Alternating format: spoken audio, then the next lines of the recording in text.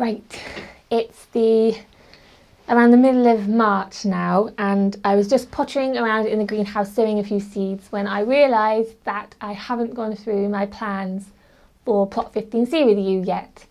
But what I have done is I've written a blog post over on the website, which is www.lavenderleeks.co.uk. So if you head on over there, there's detailed drawings of my plans. I go through most of the plans, and I also listed all the seeds that I'll be growing this year. So if you want to look at it in a bit more detail, then head on over to the blog, and you'll find it there in the journal. But what I wanted to do is just do a quick video for my YouTube followers, where I just go through my plans as best as possible. I say quick, it'll probably be longer than I expected, because I do realise that I talk a bit too much, but obviously I'll just go through the main plans and the main seeds that I'll be growing, and if you want to look into it in more detail, then obviously head on over to the blog. But what I'll do first is I will just go through the main structure of the plot. Now, my allotment is about 13 metres by 7 metres, so it's not very big. In fact, the allotment site is very small, and what they've done is they've divided the plots into quarters. So I have, I think, just over a quarter of a full-size plot. So it's not very big. It would be nice to have a full plot, but obviously the site's small and they need to cater for lots of people. So we're a little bit restricted. But what I'm going to do is try and make the most of my limited space. And even though the structure of the allotment hasn't grown, I'll be trying out a few different techniques this year to get the most of the space. So yeah, the plot hasn't changed much. The layout is exactly the same. There's 3 vegetable beds with a 3-year rotational crop. There's a fruit cage. There's a wildlife area with a pond. Then there's also the all-important shed. There's 2 raised beds for the strawberries. There's a galvanised trough. There's the archway over the entrance. And there's also the new flower patch. But what I will do first is I will go through the vegetables, because they seem to be the most important thing that I'm growing. So we'll stay with this plan. Like I said, all these detailed drawings are over on the blog, so if you want to look at them in more detail, then head over there. So the 3 vegetable beds have a 3-year rotational crop. So there's the root bed, the brassica bed, and the legume bed. Now, my root bed is entirely filled up with potatoes. So there will be 4 rows of international kidney potatoes in there. Now, they are an early salad variety. They are formerly known as Jersey Royals, but because we're not in Jersey, they have to be called international kidney potatoes. This will be the 3rd year that I'm growing them, but they've just been so delicious and so easy to grow that I'm just going to continue to grow them. Next to the root bed is the brassica bed.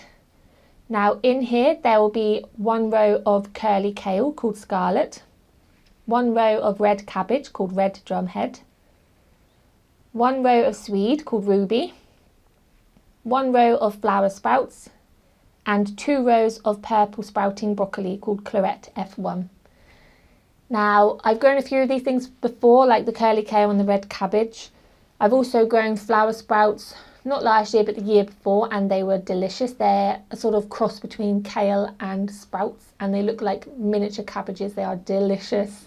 And they're quite expensive to buy in shops, so they're worth growing. So I'll be growing them again this year.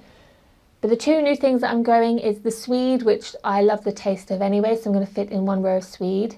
And then the purple sprouting broccoli, which has a rather long growing period. So it will be planted this year, but you won't actually harvest it until later on in the year or even next spring. So it has a very long growing period, so you need to sort of be aware that wherever you place that, it might interfere with what you want to grow early next year. So it's going to be a sort of experiment just to see if I have the room and if I can cater around it. But I love broccoli anyway, so it's going to be delicious, hopefully. And then the last bed is the legume bed / other, because my root bed is well, because all the beds are so small and because I only have room for 4 rows of potatoes in the root bed, I've decided to grow various other things in the legume bed, because I don't want to fill it up with beans, because there's only so many beans you can eat. But in the legume bed, there's currently 2 rows of broad beans called Aqua Dulce Claudia. Soon there's going to be 2 rows of carrots called Nantes 5. 1 row of red onions called Red Baron. 2 rows of leeks called Musselborough. 2 courgette plants called Black Beauty. There's going to be 20 sweet corn plants, French beans called Cobra, and a pumpkin plant called Mars, and a squash called Crown Prince. Now I'll quickly just go through how I'm going to fit all of that into one small 3 metre by 2.5 metre bed. And the secret to it is a new technique which I'm desperate to try out and I'm very excited about, called the 3 Sisters technique. Now that's a matter of growing your cube of sweet corn. Now it's best to grow sweet corn in a square or in a cube because they help to pollinate each other, and then obviously you'll get more crops from there. So I'll be growing 20 sweet corns in a square, and then up the sweet corn they'll be growing climbing French beans called Cobra. So they'll be climbing up the sweet corn, so the sweet corn will act as a sort of bean pole. And then around the base of this square will be 1 pumpkin plant and 1 squash plant. Now this technique has been used for years and years, and even though it'll be my first time trying it, I'm really excited because obviously the plants will benefit each other with different nutrients. They will obviously help each other to grow because obviously the sweet corn will act as bean poles.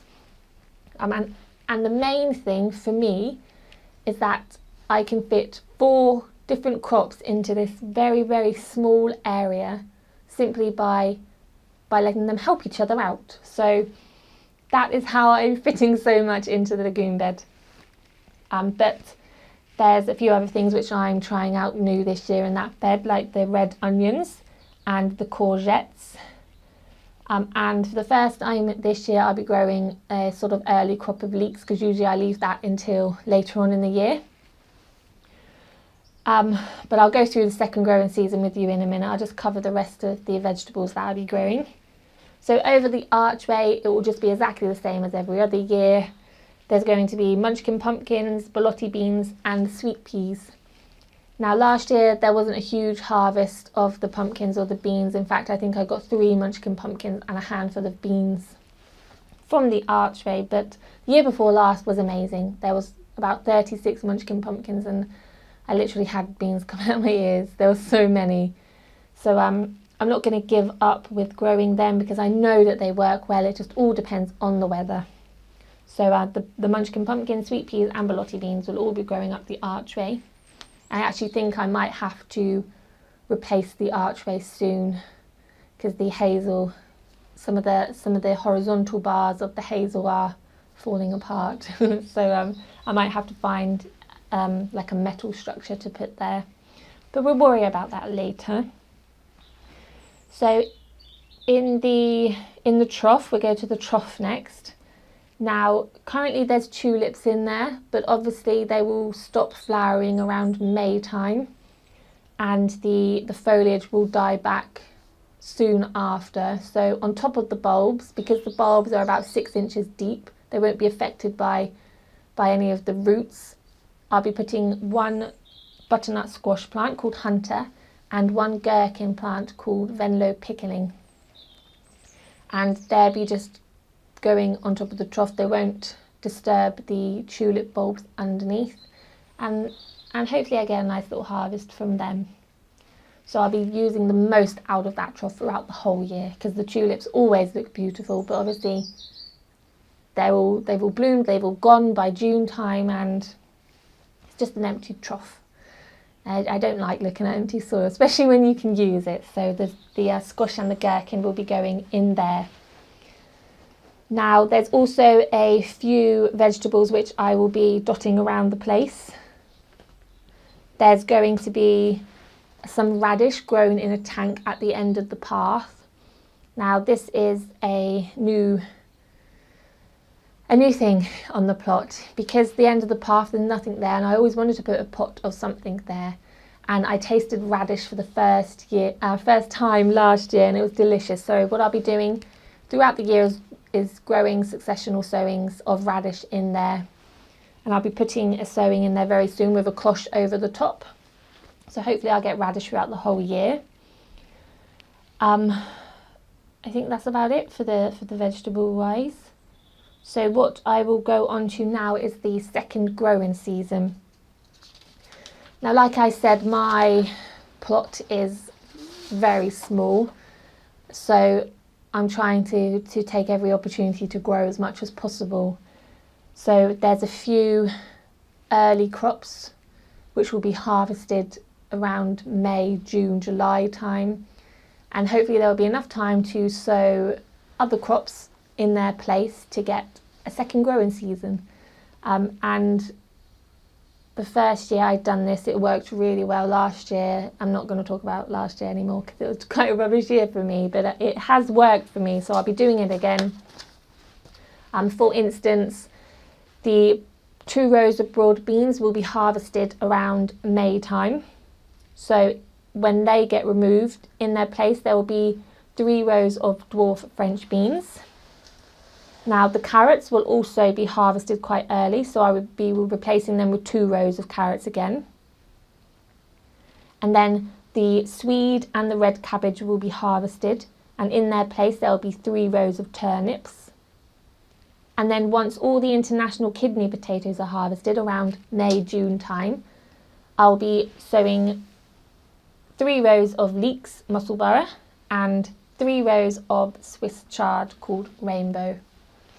Now, I think the secret to this success is going to be planning it out properly. So I will be sowing the dwarf French beans, the turnips, the leeks and the Swiss chard in the greenhouse, and making sure that they are ready to transplant outside as soon as these other crops are harvested. So I think that's going to be the secret this year. Just make sure everything's ready to go out so you can get the most out of your plot throughout the whole year. So that's all the vegetables. And I will just quickly go through the fruit with you. Even though the fruit is perennial, they're gonna always be there. I'll just quickly go through it with you all. I just put the plan away. There it is. So this is the first year that I'll actually have a fruit cage. And the very first year that I'll actually have any harvest from my blackcurrants and my gooseberries, because the birds have always beaten me to it. But the fruit cage is up and it's completely netted, and I'm very much looking forward to harvesting my first blackcurrants and gooseberries. So in the fruit cage there are 4 blackcurrant bushes called Ben Lomond. There are 2 gooseberry bushes, and I'm going to attempt to say the variety, but I'll pop it up on the screen because I no doubt I'll say it wrong. But the 2 gooseberry bushes are called Hinomaki Green, but I'll put it up on the screen because I probably said it wrong. And then there's also a row of raspberry canes. They're an autumn variety called Autumn Bliss. Now the raspberry canes, this will be their 3rd year. The gooseberries, this will be their 4th year. 2 of the blackcurrant bushes are 3 years old and 2 are 4 years old, because I actually took some bushes from my dad's plot because he didn't want to grow the fruit. So a couple of them are older than others. And then I think the plan for the fruit cage, because there's room at the end of each aisle to put a large pot. I have a cranberry bush growing here, which I might put into the fruit cage, because it will be protected by the birds. And if that works out well, I'll put another cranberry in there as well, because I really like dried cranberries. Up the side of the fruit cage is growing a grapevine. It's a red seedless variety called Flame. That's only a year old, and I don't expect any harvests from that for about 4 to 5 years. if I'm still here, obviously. But I'm looking forward to going up the allotment and picking some fresh grapes and just eating them straight on the spot. So yeah, that's going to be a long time coming. Now, the only other fruit I have up the allotment is some strawberries, and unfortunately I've forgotten the variety because the plants are about 5 years old. I took them from my dad's plot because, like I said, he didn't want to grow fruit. And I've been replacing them with runners from the same plants every 2 years. And along the way, I've forgotten the variety. But they always crop brilliantly and they always taste delicious. And there's 24 strawberries in each raised bed, so there's 48 strawberries all together, and they're completely caged and netted, so no rats or birds can get to them, only me, which is great because last year I made lots of jam and lots of tarts and they were delicious. So that's all the vegetables and all the fruits. So it's on with the flower areas.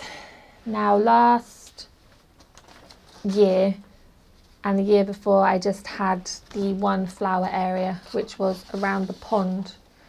Now, I call that like my wildlife area because it has the pond in the middle and then the flowers are just around it. And this year, I want this patch to be entirely for the wildlife and for nothing else, because last year and the year before, I cut the flowers for me, but this year they're going to be left for the bees and the butterflies and the frogs.